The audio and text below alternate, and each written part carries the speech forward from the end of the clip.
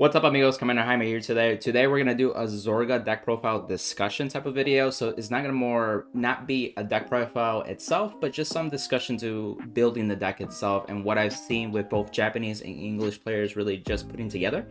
And so I'm just excited, and we're only a few days or a few weeks now to get in the English release, and so I can't wait to actually have the real cards, play test, and actually do a deck profile from my end, and that way I can share with you guys later on too. So let's get right into it. Quick sponsorship shout out again, thanks to Next Level Gaming for sponsoring the channel. As you can see, he is the one that actually has the Stoicheia shirts. Right now you can see we have Magnolia, and what's really cool is that there's a new Zorga one over here. As you can see, it came out phenomenal. I love the colors and everything, the blues and the purples. I'm gonna get one myself too, and I'm gonna be like representing Zorga when it comes to that. So I'm just excited. And so if you guys want to check out his store and actually get a 10% discount on any of the Vanguard related products, feel free to click on the link down in the description to get a 10% discount on your next purchase today. So onto the right deck. And so we have obviously our grade 3 Zorga. And so the main thing that this deck is very unique compared to most decks in overdress is that they use alchemy magic, and it's more focused on the order cards themselves. So we have a lot of order cards that we have access to. And so what alchemy magic is, real quick, is that when you play an order, you're able to perform alchemy magic. And so a card that is another order in the drop zone, you can bind that and actually with a different name to get that skill. So you get to use 2 order cards essentially once per turn at that point. And so how that works is first you pay the cost, then you resolve the one you play from hand, and then you resolve the skill of the one that you just bounded. And so that's really what's super unique with Zorga, and it takes advantage of that, and then its other skill is able to counterblast 1 and revive a card from a drop zone into a rearguard circle. So this has a little bit of the Grand Blue aesthetic, and it just focuses on cards that are in the drop zone, and we take advantage of whether it be alchemy magic or revival. So that's what the deck does. And so one of the winning images about this deck is really getting 3 beefy columns, including your Vanguard, to be able to just like smash your opponent until they can't guard no more and you push for game. There is no multi-attack with this deck compared to like Magnolia and other decks, so you really are focused on 1, making big numbers on a turn-by-turn basis. So I'm only getting pressure to help push some damage if possible, so it makes it a lot harder to guard some stuff at the end or mid to late game basically, and really just making sure you have enough advantage to survive. And so what I notice is that with D series is that some of the cards like heal triggers have less shield. Our grade 1s also have 5k shield. So what I realized too is that the quicker you are able to put some damage in, and when it gets to the mid to late game and you start making those big numbers, it makes it really hard for your opponent to survive against that. And so just be mindful of that. There are a little different bit of styles and tweaks to the deck and the focus of it. Some decks rely on more building a field presence while having some pressure and also conserving hand. Some builds are more focused on abusing their order cards on a turn-by-turn basis. So you'll be having a lot more milling, you'll be having a lot of cards played from hand, for example, Spiritual Condensation, and so many on. And so that's the focus and the winning image. And so with the rest of the right chain, as we go from 0 to 1, 2, and 3, we have any starter you can pick. Rancor chain is the grade 1, and so what's cool is that on Vanguard Circle you can Soul Blast 1, draw 2, and then you can choose 1 order card from your hand and discard it. And if you did not discard an order card, you can choose 2 cards to discard them instead. And so you dig deeper into your deck, and then you can just discard 1, so you potentially +1. So when you mulligan, you definitely want to get at least 1 order card to make sure you have things going for you, and it really just helps start setting up that drop zone too. And this is a phenomenal card, and as a rearguard circle skill, it becomes a 10k booster when you play an order card or even attacker at that point. It just gains +2k, so that is helpful too, just to moving forward. We really don't need it as a rearguard circle, so it's mainly a one-of in the right deck. You could always fetch it with cards when it's Soul Blasted and then revive it later on. And when you go to grade 2, you want to write Husk Dragon from the right line. And so when it's placed on Vanguard, you can grab 1 normal order card from your drop zone, add it to your hand. So that gives you a +1 on top of that. So this deck starts generating advantage with order cards in that mindset. And with that being said, you can only do so much moving forward, so that advantage is much appreciated. And so this also helps as a rearguard circle unit, where if you played an order again this turn, it gets +5k and becomes a 15k beater by itself, and you can start seeing that these cards benefit from playing orders. And so, you know, I've seen decks that really played a couple of tiers Husk Dragons, and even some to the point they only just keep 1 in the right deck.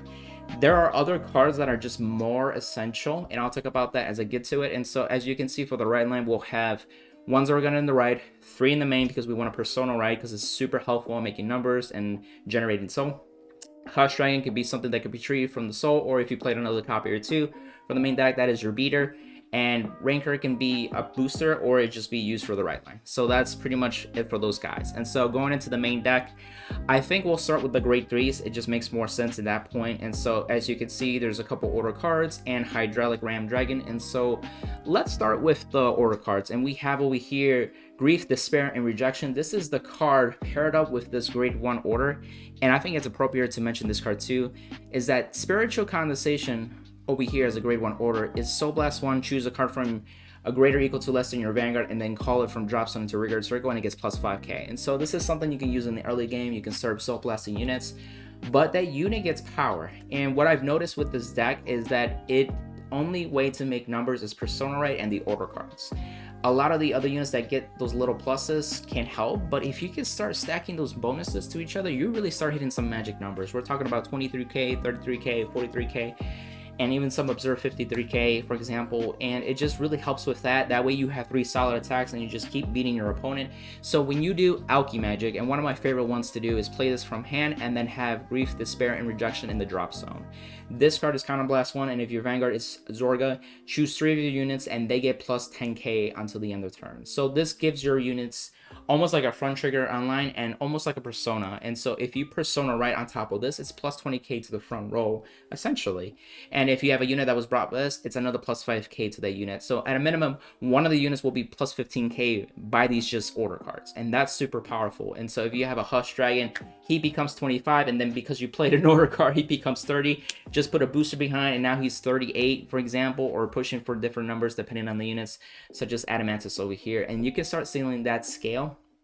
And another order card that pairs up pretty well is the Cursed Soul Ringos of Agony in Agony. And so this card is Soul Blast 2. Look at the top 4 cards at the top of your deck. Choose up to 1 unit from among them, call it into Rearguard Circle, and discard the rest. And then if this is on Alchemy Magic, you can call up to 2 cards instead, 1. And then at that point, all the units actually get plus 5k. So you want to do this with Alchemy Magic to get the full benefit, but if you can't, it's okay. So this is one way to actually start milling, and it helps with that. But what I found out, and especially some of these players that I've seen with deck profiles, they only play a couple of these, so maybe like 2, maybe 3 at max, nothing at 4. Grief, Despair, and Rejection I've seen at 3 and at 4, and this card is essential, especially if you want to use Alchemy Magic very often on a turn-by-turn basis. And so I feel like this card is going to be a 4 up, maybe a 3 up if you're trying to make room for something, but it's really hard for that. And you want to make sure you want to see this card, especially in the drop zone, so that way you can build a field more easily if you need to with Spiritual Condensation. But if you already have a front row, it's okay to play this one from hand, and then of course fix like a booster with other cards, or even use Ringos and Agony, for example. And then the last grade 3 card really to cover is Hydraulic Ram Dragon. This card is that when it attacks Vanguard, if your bind zone has an order card, this unit gets plus 5k until the end of the battle when it attacks a Vanguard. And so this is an 18k beater by itself. If you start using Grief, Despair, and Rejection, it's a 28k beater. Persona Right, 38k beater just by itself. So this card is really good by itself. And I've seen deck profiles that don't play this card, and I've seen that play maybe 2. There are things that you have to be mindful in order to help with the order cards in ratios to kind of like see them enough. Really, we see anywhere from like 9 to like 12, 13 order cards in the deck, and that's a good amount. And all of these order cards do not have any shield value. So you become susceptible to potentially rush early on if you really don't have the shield, or just like if you have a handful of orders and you haven't gone through them as effectively, then you have dead cards, unless they were discarded by a PG. So Hydraulic Dragon may see play and may be cut out depending on the player at that point. Going into the grade 2s, we see here Hendrina, Alania, and even Dogger as one of the main units. So Hendrina is the key one, and Alania as well, and Dogger is something that I'll highlight a bit. But with Hendrina, this is unit placed on Rigard Circle that you can discard the 3 cards on the top of your deck to drop zone. And so that is milling. This almost reminds me of Skeleton Seas Navigator. So one of the things that I've been seeing is 3 to 4 cards with this deck. I think it's a 4 up, but I need to play test more just to see if it's a solid 4 up, or I could reduce it to 3 for making more room. And what's even essential besides the milling is really the second skill, is that it's an act Rigard Circle, retire this unit. Until the end of the turn, next time when you play an order as Alchemy Magic, you do not have to pay any of the soul costs for that. So all the cards that have Soul Blast costs, such as spiritual body condensation, and wrinkles and agony, you don't have to pay the cost. So that's super helpful. And eventually you'll go out through soul if you start using soul blasting. And so that's why this is key. And what's really cool is that you would think that retire would be hindering you, but it can make room for other beaters such as like Hush Dragon and Hydraulic Ram Dragon. So it really synergizes well, especially since it's a maiden card. It's kind of interesting seeing that. And to pair up with another, spiritual, another maiden is Alania. And so when she's placed from hand onto a rearguard circle, you can Counter Blast, Soul Blast 1, choose a grade 2 or less card from your drop zone, call it to rearguard circle, and it gets plus 5k until the end of the turn. So this card is good because it's a revival card, and if you want, you can grab cards like Hush Dragon and Ranker from your soul, and you can call them. One tip from Aegis MK2, he mentioned that, when you ride grade 2 with Hush Dragon, you can call Alania from hand, Counter Blast and Soul Blast the Ranker Dragon, and call it to as a booster. You hit over a trigger threshold because it gives it plus 5k, and so you attack with Vanguard and then that column, and so you can secure 2 solid attacks from that, and you can start applying that early game pressure. You really don't need your Counter Blast as much, and really the Counter Blast that you really need for the most part is Grief, Despair, and Rejection. Zorga's skill can come up once in a while, but you'd rather use Grief, Despair, and Rejection with Spiritual Condensation, so that way you can revive cards and give power, where Zorga doesn't give power on revival. And then Alania, she does give plus 5k, so that is helpful, and so just be mindful of that. And Dogger is something that I wanted to highlight because Stand Up, the Soryu, and my friend Duke have been playtesting, and one of the things that their build is more focused is building a field and just kind of keeping that field and really taking advantage of these numbers. In Dogger, since you see 4 more other rear guards, this unit gets plus 5k. It's a 15k beater just by itself. There's no need of an order being played. And sometimes there'll be turns where you don't necessarily have an order card, or it just doesn't make sense to play the order card. And so I hope that makes sense too. But once you play that, you'll see and realize about that too. So I just wanted to give highlight with that. And we have over here Ghost Chase, and over here we have Tier and Malice. And so these are the grade 2 order cards that you can play. But Ghost Chase is a blitz order, and so when your opponent attacks, you can use this and choose one of your units. It gets plus 5k, like your Vanguard for example, and then of course you choose one of your other rearguards that's not being attacked and bounce it to hand. This where you can return cards like the Blessed Favor card, which is an over trigger, and that's super helpful if you have milled it or something and you call it to the field and you can bounce it. You can do the same thing with PG. So cards that you mill that could be useful in the hand, you can call them with Zorga or the skills and then bounce them with Goshen's during your opponent's turn and really take advantage of that too. So that I've seen people play at 1-of, 0s, or 2-ofs. I'm trying it out too. It seems really good on paper, but practicality, just to see it at the right time to really make an effective guarding, it hasn't really come up as yet for me, but I still need to play test more. And so we have Tyrion Malice, which is more of a resource card. So you retire 2 of your rearguards and you draw a card, put this card into soul, and you countercharge 1. So your resources are instantly refunded, but you gotta retire 2 units on board. And that could be good or bad. As you're trying to get rid of old units like Adamantus that just kind of linger, you can start calling more units to really get the benefits of that. So that can help with that. But what I've noticed too, at least with the times that I've been playing, it's not as useful as I thought. And so I played one of this just as tech end, and I feel like as long as you're moderating your counter blast and your soul blast, you might be in a really good position anyway. So this might not be needed in overdress the format going forward as much, but in premium it might have some play, but I'm not going to touch on that. That's for another video. And we're heading into the grade 1s, and I already talked about spiritual body condensation, so I'm just going to talk about the boosters, right? As you can notice, that's the only grade 1s worth mentioning in this build. And so we need some boosters. Yes, there's some beaters like Hush Dragon and Hydraulic Ram Dragon that can make numbers on their own with the order cards and the persona writing, but sometimes having that booster is really nice. And so when Adamantus is placed onto rearguard circle, you can choose one of your rearguards and it gets plus 5k turn. So this is a guarantee 8k and then plus 5 somewhere else, which makes numbers a lot easier. It really helps. This card I really like, so you can play a 3-of for sure. Another card that I've seen being played, especially from like Senpai and Stand Up to Soryu and even Duke, is that they're playing Gloomy Tor, and this is where the unit boost, it gets plus 2k. It's almost like Ranker Dragon, but again, just like with Dogger, it doesn't require an order card to be placed. So this is just as soon as it boosts, it's a 10k booster, which can make a number. So like for example, with Zorga or any grade 3, it's another 10k threshold that they have to worry about at that point. So that's for that. And lastly, just to wrap up for the triggers, we have draws, crits, heals, and of course the over trigger over here. But one of the things that I feel like is the best thing is really having a combination of draws and crits.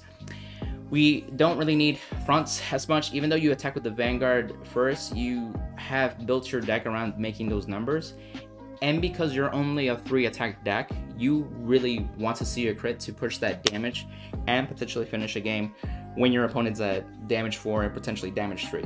So that is huge. So you want to play a decent amount of crit triggers. I've been playing 8 crit triggers, 3 draw, and 1 bless favor. And bless favor is because it is everything. It's a crit, it's a draw trigger, a front trigger, and then it's 100 million power, and you heal. It's pretty nuts, actually.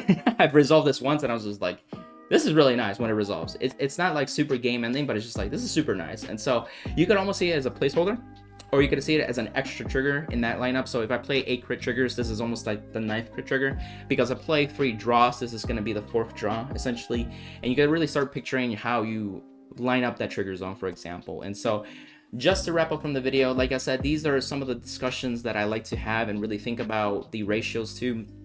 And as we're building the decks, I will also put links to some of the deck profiles that I've seen on YouTube. I'll put in Aegis MK2s, I'll put on Standard the Soryus, and I'll put Senpai's deck profile as well, so down in the description so you can check that out.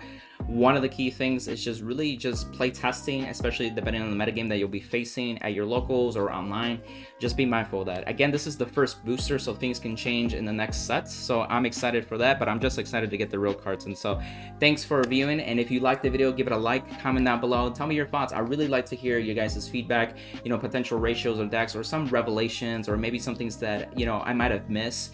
Feel free to mention down below. I like to have a conversation with this and making a solid Zorga deck profile. So that way, once I'm done with that, I can show it off and you guys can see that too as well. And so if you know anybody that might like this video, whether it be Stoicheia, Zorga, share it with a friend, and of course, subscribe. Later, amigos. Bye!